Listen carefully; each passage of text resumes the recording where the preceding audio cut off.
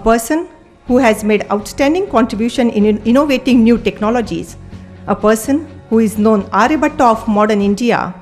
He is none other than respected Dr. Vasantaji Gowarikar. In his absence, I request Mrs. Sudha Gowarikar to please accept the award of the hands of Dr. Abhyankar ji. हमारी जीत का है जुनून, हम चले सूरज की or,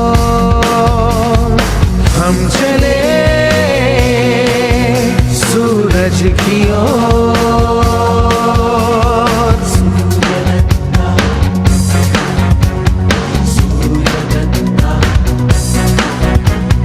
हे आता अतिशय अवघड गोष्ट माझ्यावर आलेली आहे, कारण ज्यांना पुरस्कार मिळाला त्यांना काय सांगायचं आहे. मी त्यांच्याकरता पुरस्कार घेणं ही एक गोष्ट झाली आणि त्यांच्याविषयी त्यांच्याबद्दल बोलणं त्यांच्याऐवजी ही अतिशय अवघड गोष्ट आहे.